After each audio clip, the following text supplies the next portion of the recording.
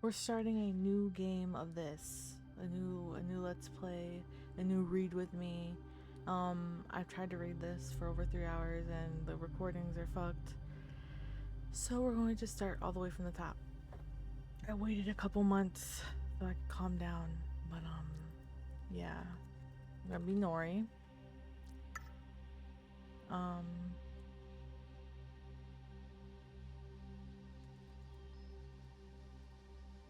Your life until now has not been an easy one,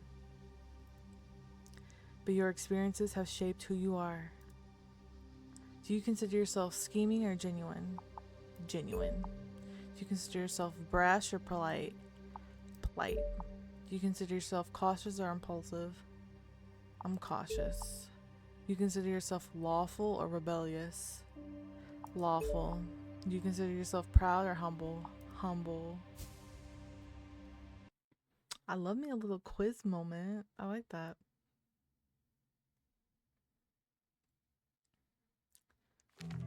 All right.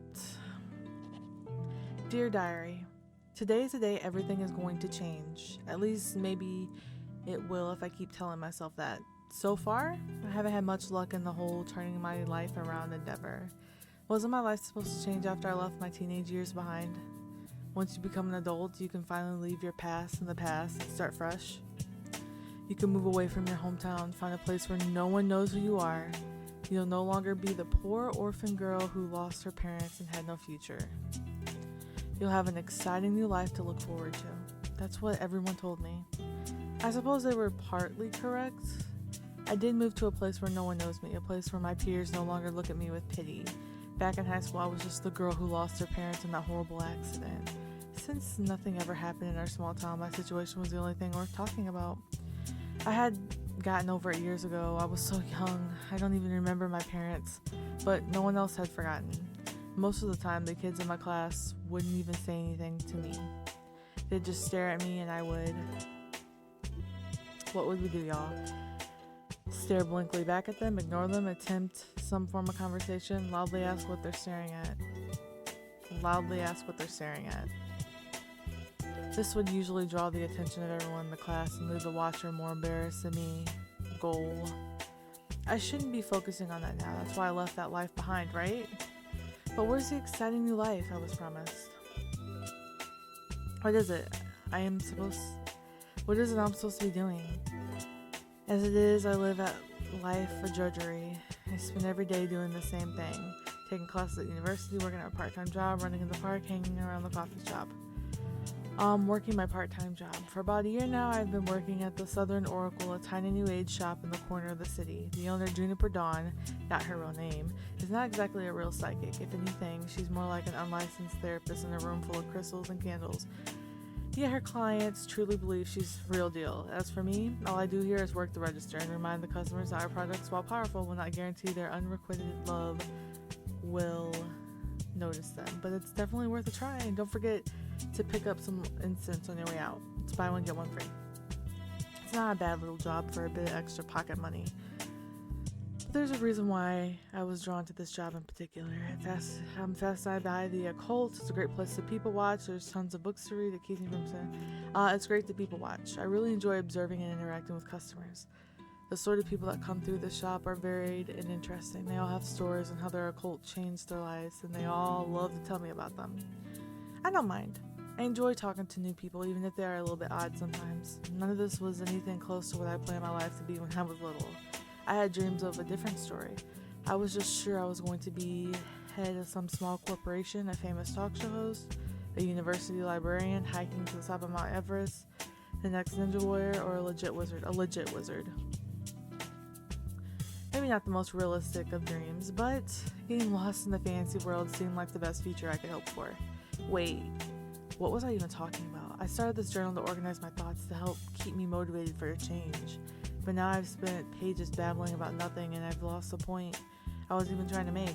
Was there even a point? Story of my life. I snap the book closed with a sigh and glance up at the night sky. It's already way past dark and most of the neighboring shops and restaurants are closing down for the night. The weather is nice and cool, so I thought a quick break in the park might help me with my new journaling plan. However, I'm not so sure I feel more clear-headed than I did. Just another waste of my time. I should really head home. As I walk through the empty streets, I find myself mindlessly staring at my reflection in the darkened windows, which is why I nearly trip over heels over a darkened shape directly in my path. What is that? A bag of garbage? My eyes focus on the shape in front of me and I let out a gasp. It's a person. Without thinking, I bend down and reach my hand out towards the figure lying on the sidewalk. Are they dead? As soon as my outstretched fingers make contact, the figure groans and rolls over, allowing me to see their face.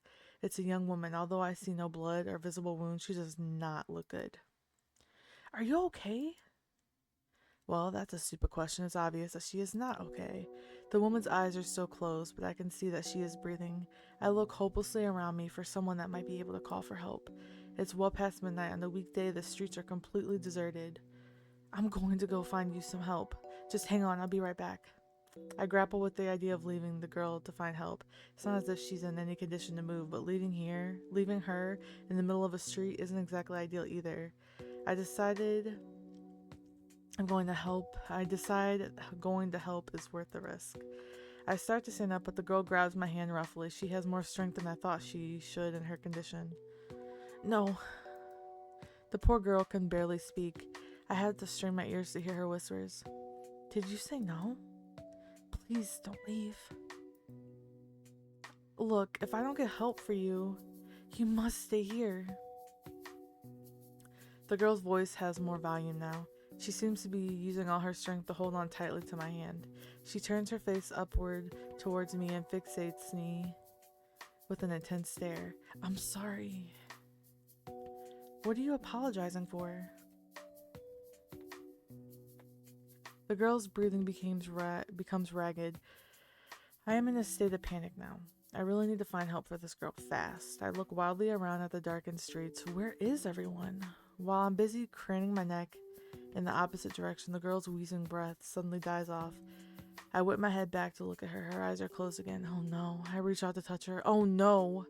She is no longer breathing. What do I do? I don't know any first aid. I decide I have no choice but to leave the girl and search for help. Someone has to be nearby. As soon as I stand up, my vision seems to darken. No. Now is not the time to panic and pass out. What is wrong with me? I'm suddenly surrounded by darkness, but I don't feel lightheaded. So she's really dead, huh? Just what I needed on today of all days. Where did that voice come from? Why is it so dark? I roll my head around again and see a figure walking out the darkness. A glowing light seems to follow her, but I can't pinpoint the source.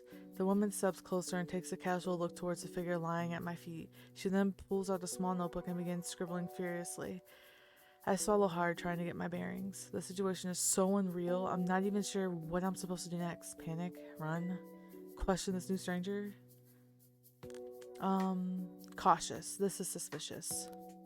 Perhaps I'm being overly paranoid to distrust the only person around that could probably help in this situation, but it's very suspicious to me that this woman shows up the moment the girl in front of me. Who are you? Where did you come from? I will explain everything in a moment. Please be patient. Patient? A girl is dead. Yes, and all that shouting will not bring her back. We will attend to her shortly. How do I know you didn't have something to do with it? Don't be ridiculous. I am here to help you. Now, please give me a moment. She turns her back to me completely and continues to scribble in her notebook. I look down at the girl, feeling helpless. With a sigh, the woman closes her notebook so loudly my mouth snaps shut in surprise. We have very limited time, so please listen carefully. The keepers will be here shortly, and you certainly do not want to be here when that happens. My name is Samia. I'm the High Secretary to the head of the Council of Radiance. And this girl right here? She's the Oracle for the Council of Radiance. Well, she was the Oracle, but as you can see, she is no longer. The important issue now is that the Oracle will need to be replaced, which is why we've got to get you to the Saren Vale now. I stare into the woman's eyes. She's looking expectantly at me, as if I'm supposed to make perfect sense, but all I have is a bunch of questions. Okay, let's start at the top. What does any of this have to do with me? What does any of this have to do with me? Hello? Are you paying attention? I said the oracle is going to have to be replaced now. I don't say anything. I think I'm in shock. What is she trying to tell me? When I don't respond, she gives an aspirated sigh. Exasperated, my bad. My apologies. That means it's you. You are the replacement. What? It's simple, Radiant Law. Samia holds her finger up in the air and recites. For the last to behold the oracle shall be imbued with her spirit and thus her power. She pauses as if waiting for me to burst out in understanding. All I can do is stare. After a moment, she gives another loud sigh and continues. That means the ones who's witnessed the oracle's death becomes the new oracle, obviously. This must be why the girl forced me to stay. She knew this would happen. But why would she want me to witness her death? What about the girl? But this girl is dead. We can't just leave her here. There's nothing you can do for her now. Someone from the council will be along shortly to collect the body. We have more important things to worry about. How can she be so calm about this girl's seemingly sudden death? She seems to know this girl. She called her the Oracle, and she is speaking about her death like some business transaction. Was this girl famous? Foreign royalty? Was this a murder? The only thing you need to concern yourself with now is getting to Sarenvale to complete the power transfer. Power transfer? Didn't we already go over this? That was the former oracle. She has perished, and you witnessed her final moments. By Radiant Law, the one who witnessed the oracle's death becomes a new oracle. Oracle Radiant? Hang on, can we step back a minute? I mean, what are Radiants? And the oracle? Like a psychic? Was this girl a psychic? Gods, you really do need everything spelled out for you, don't you? Okay, let me see if I can sum this up in as few words as possible. We're in a bit of a hurry here. You're a human and you live in your blissfully ignorant world over here with other humans that have all but forgotten that the world you know used to be different. We used to coexist with humans, but that is far too much information to go into right now. Who is we? Radiance. That is, exceptional beings of Amarathane Radiance. But we just call ourselves Radiance these days. No one has time for so many words. The Radiants are not so different from humans on the surface. We were all cut from the same cloth after all. But that was as many years ago, and humans have since separated themselves, forcing us to keep the planes divided. Now all humans know of the Radiants are stories and fables, but we're still here. It's just very different to travel between the planes now. The High Council has made sure of that. I am so beyond confused as this rush of information that I latch onto the only thing that I can sort of understand. What do you mean by fables?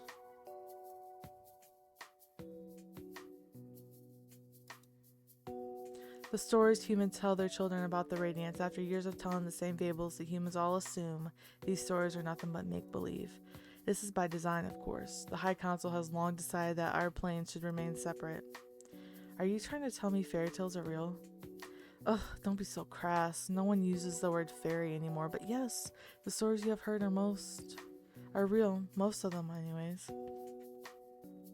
Alright, we have no more questions. Can we move on? We are in a bit of a hurry. In a hurry to do what?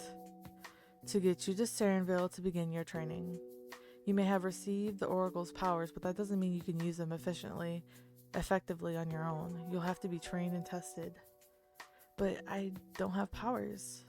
Not yet, perhaps. It takes some time for the power transfer to take place. Even then, you won't quite have full control over your gifts.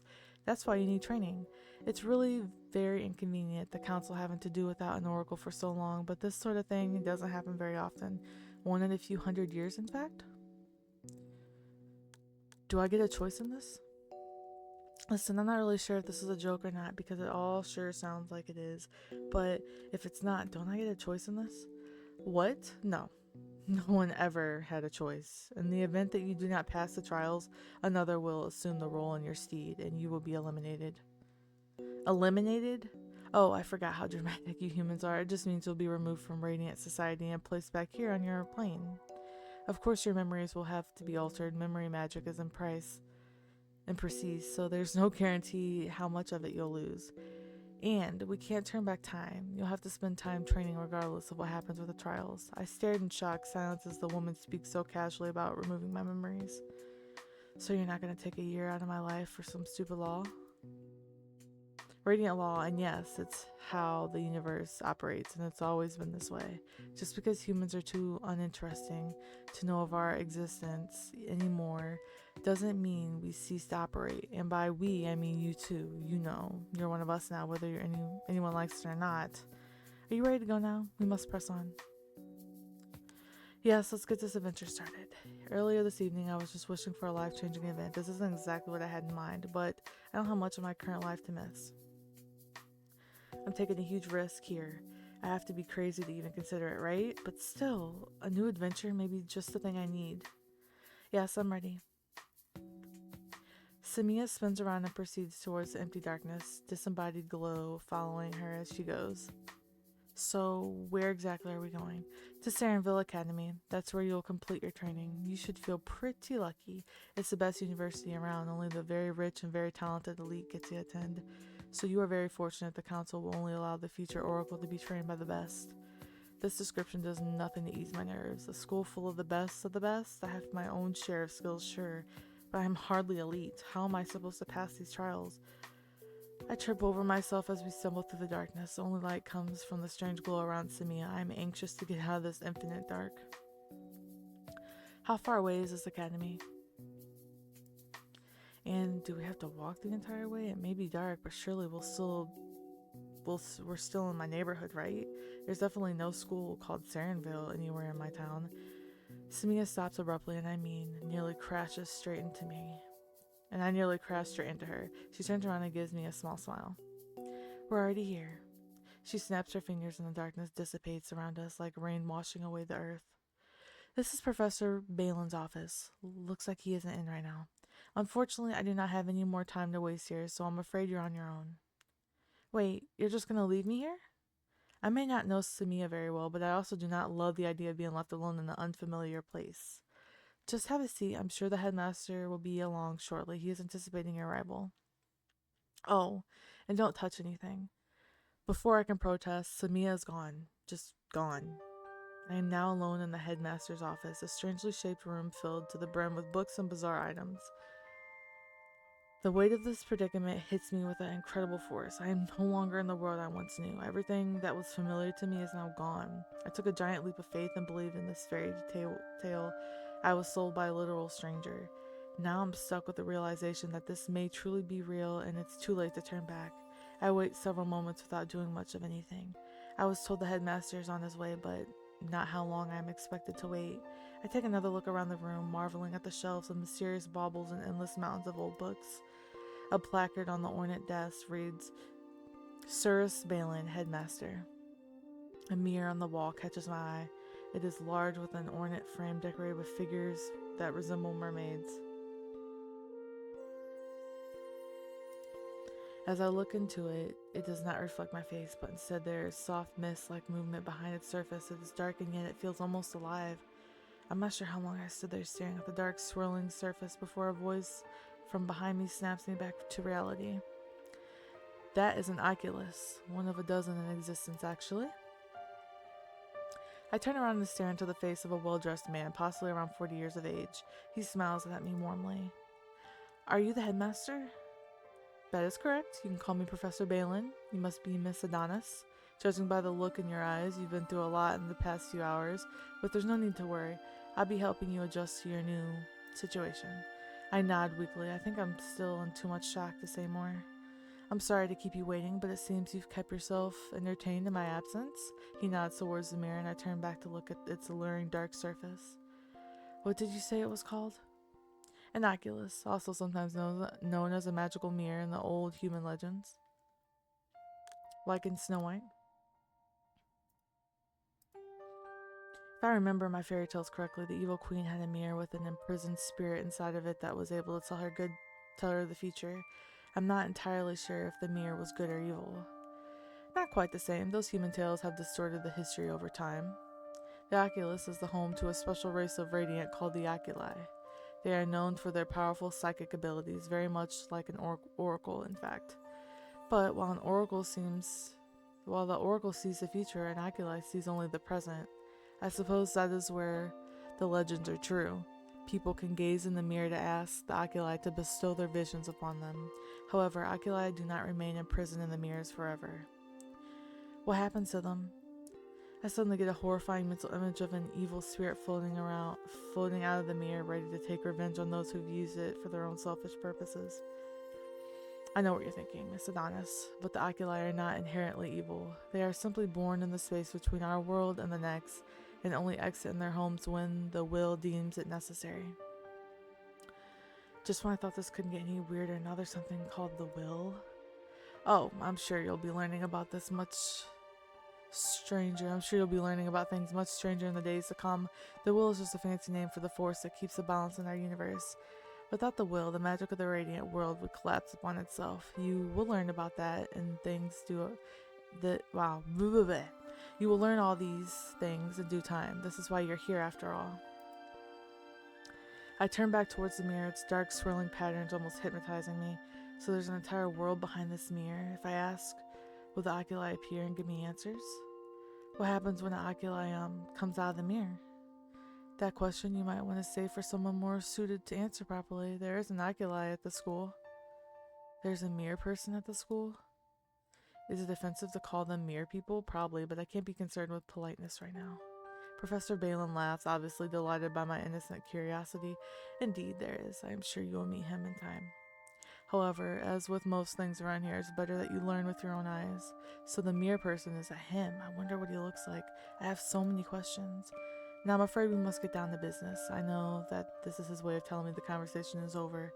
I take one last look at the dark swirling surface of Oculus before taking a seat in front of the headmaster desk. I trust your journey here was a painless one? Well, I'm not even sure how I got here. One minute I was on the street and the next minute there was darkness. Ah yes, Miss Alamazi has that ability. She can draw all the light from the area. It's part of her gifts as a descendant. I assume Professor Balin is talking about Samia, but none of his other words made sense. Whether or not he senses my confusion, he continues. She is one of the descendants of the Pantheon. This is to say, she is distantly related to one of the archaic gods. Samia is a goddess? Now I'm a little embarrassed. I secretly thought she was kind of abrasive. She's not a god herself. The bloodlines have been very diluted over the millennia, but every descendant inherits some abilities from their ancestors. Since Samia is a descendant from Kek, the god of light and darkness, she has gained some of the abilities related to that bloodline. I assume she used her ability to mask the gateway to take you here, probably on the council's orders. In any case, we've gotten a little ahead of ourselves, haven't we? You hardly know anything about us, and here I am overloading you with information. Overload is an understatement. It takes everything I have not to lie down here and attempt to hide from the world until everything goes back to normal. I assume Miss Alamazi gave you the basic information on why you were sent to Sarenville. I know a little, but it's all so much. Well, why don't we use this time to help you feel a bit more at ease? I'll try to answer any questions you may have, though I'll keep it brief. You'll be learning much of this in your studies here. What does the Oracle do? I know I'm supposed to be training to be an Oracle, but I don't even know what an Oracle is supposed to do.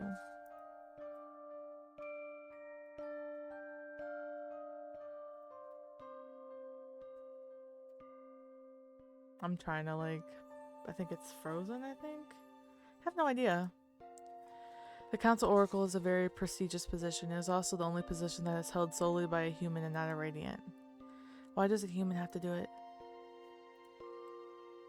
It's an age-old tradition stemming from the time being the Dark Ages when humans and Radiants lived together. Some say the very first Oracle was a Radiant who fell in love with a human woman and gave her powers to her human partner when she died. Her will was that the Oracle's powers only be transferred between lovers. However, that is not exactly how it turned out, as I am sure you understand that by now.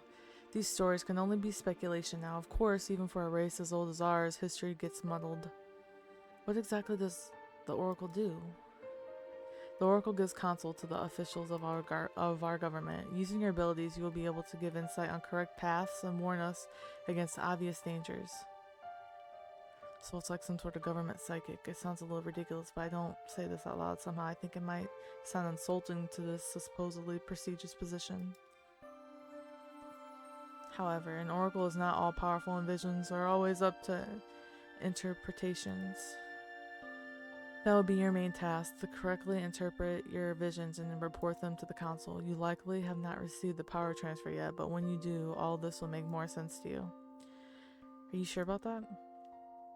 Absolutely. Even though I'm still trying to wrap my head around the fact that any of this is actually real, and that I'm expected to be the one doing it, the headmaster's words do make me feel a bit more at ease. Simia mentioned that I would have to pass some sort of test at the end of this year. Ah, yes, the trials. They sound more intimidating than they actually are. You won't be expected to perform dangerous tasks. It's more likely a general assessment of your skills to determine what kind of oracle you will be. There's not one correct way to pass the trials. As long as you are diligent in your studies, you will do fine. I'd like to know more about the school. I'd like to know a bit more about Sarenvale. Sarenvale is the premier university for radiant students of the side world. It's also one of the oldest educational establishments, being the first established nearly 900 years ago. It's that old? We've been around for far longer than the human civilization, so in our timeline, it's not as old as it sounds. Most classes are structured by the student's year, as you are probably used to. However, special ability classes are separated by skill level. There are also a large variety of extracurricular activities available to you as well. However, our chat, I'll take you on a little short tour of the grounds to help you get more acquainted with our school. No more questions. I don't have any more questions for now. I would have a hell of a bunch more questions, bitch. Excellent, then let us proceed. I feel that the best way to learn about our school is to see it for yourself. So now we're going to do that. Follow me, please. I'd barely gotten settled into the weirdly uncomfortable chair before I am standing up again, trotting after the Professor Balin, who is clearly a man on a mission. Alright, before we take this journey around the school, I'm going to end it there, everybody. I hope you enjoyed, and I will see you in the next one.